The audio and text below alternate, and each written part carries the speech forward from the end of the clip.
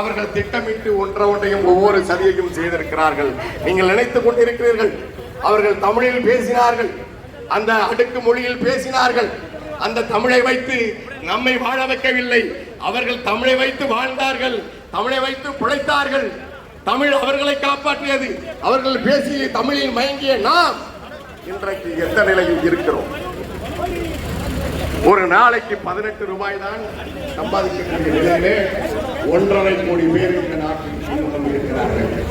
தமிழ்நாடு வளர்ச்சி அடைகிறது, இந்தியா பெரிய வளர்ச்சி அடைகிறது.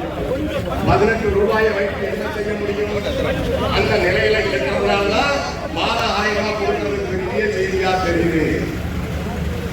வறுமை கோட்டுக்கு கீழே இருப்பவர்கள், வறுமை கோட்டுக்கு மேலே இருப்பவர்களுக்கு இந்த அரசு வைத்திருக்கிற அளவு தெரியுமா? என் அன்பு உறவுகளே, நகர்ப்புறத்திலே ஒரு நாளைக்கு 32 ரூபாய் சம்பாதித்தால் 30 வறுமை கோட்டுக்கு மேலே இருக்கிறார் என்று பொருள்.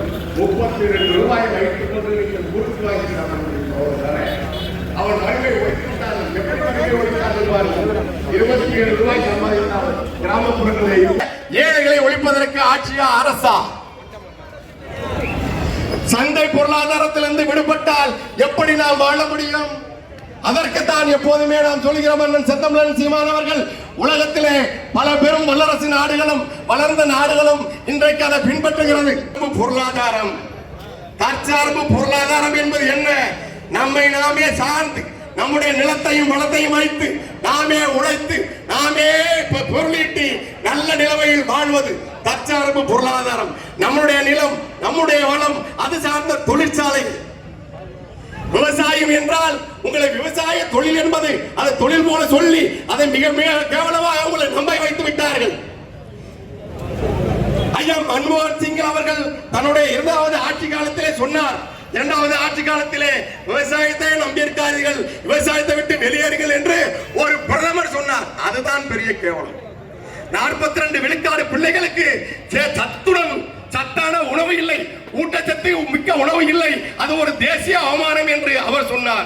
அதுதான் இன்றைக்கும் நிலை என்றால் அங்கே மத்தியிலே ஆண்ட காங்கிரசும் இப்போது ஆளுகிற பாரதிய ஜனதாவும் இந்திய தேசியத்தின் அவமானம்.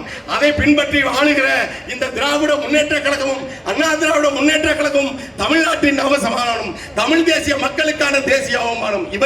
இவர்கள் தற்சார்பு பொருளாதாரம் என்பது என்ன? விவசாயம் என்பது நம்முடைய வாழ்வியல், நம்முடைய பண்பாடு. அண்ணன் சொல்லுவார், பில்கேட்ஸ் எவ்வளவு விவசாயிகளை வைத்திருக்கிறார் தெரியுமா? பில்கேட்ஸ் உங்களுக்கு எப்படி தெரியும்? மென்பொருள் துறையில் வைத்திருக்கிறார். ஏன்? இந்த சந்தை பொருளாதாரம், இந்த உலகத்தில் நிகழ்கின்ற போர்கள் எல்லாம் நாட்டு மக்களை உணவுக்கு கையேந்த வைக்கும் என்பதை அவர்கள் பார்த்திருக்கிறார்கள். பல நாடுகளில் பார்த்திருக்கிறார்கள். ரஷ்யாவிலே ரொட்டி துண்டுக்கு எல்லோரும் கையேந்தி நின்றார்கள்.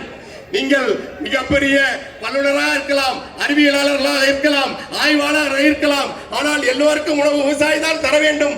அப்போ இந்த சந்தை பொருளாதாரம் முற்று முழுதுமாக அளித்தது விவசாயத்தை, வேளாண்மையை, வேளாண் குடியின் வாழ்க்கையை. ஆனால் இப்போது உலகமெங்கும் பெரிய முதலாளிகள் விவசாயத்தை கையில் எடுக்கிறார்கள். CNN நியூஸ் என்கிற அந்த தொலைக்காட்சியின் உரிமையாளர் 20 லட்சம் ஏக்கர் விவசாய நிலம் வாங்கி ஆடு மாடுகள் பண்ணைகளை வைத்து விவசாயத்தை பெரிய முதலீடாக எதிர்காலத்தில் உருவாக போகிறது என்பதை அறிந்து அவர் தற்சார்பு பொருளாதாரத்துக்கு திரும்பி இருக்கிறார். இது போல உலகத்தில் இருக்கிற பெரும் பணக்காரர்கள் 20 பேர் 20 லட்சம் 25 லட்சம் ஏக்கர் நிலங்களை வாங்கி விவசாயத்தில் இறங்கி இருக்கிறார்கள். நீங்கள் தேடி பாருங்கள். அதனால்தான் இப்போது அண்ணன் செந்தமிழன் சீமான் அவர்கள் சொல்ல தொடங்கிய பிறகு, தமிழ்நாட்டிலே நாம் தமிழர் கட்சி சொல்ல தொடங்கிய பிறகு, இந்தியாவை ஆளுகின்ற ஐயா பிரதமர் மோடி அவர்களே சார்பு பொருளாதாரம் ஹே அப்படின்னு சொல்ல தொடங்கி இருக்கிறார்.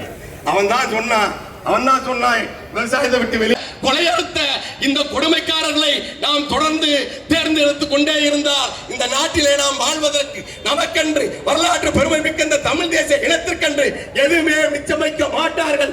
2026 ஏப்ரல் 23ஆம் நாள் அவர்களுடைய அத்தனை கொடுமைகளுக்கும் முடிவுரை எழுதுகிற நாள். அந்த முடிவோடு தமிழ்நாட்டு மக்கள் பெரும் அமைதி புரட்சிக்கு தயாராகி கொண்டிருக்கிறார்கள். அவர்கள் தமிழ் தேசிய புரட்சியை நிகழ்த்துவார்கள். எல்லோரும் விவசாயிக்காக இயங்குகிறார்கள்.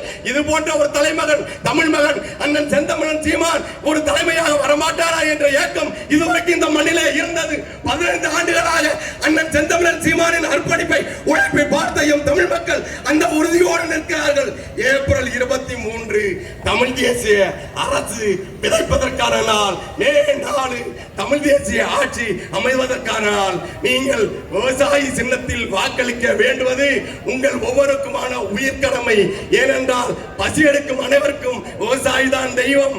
தெய்வத்தால் ஆகாது எனினும் நம் முயற்சி மெய் வருத்த கூலி தரும்.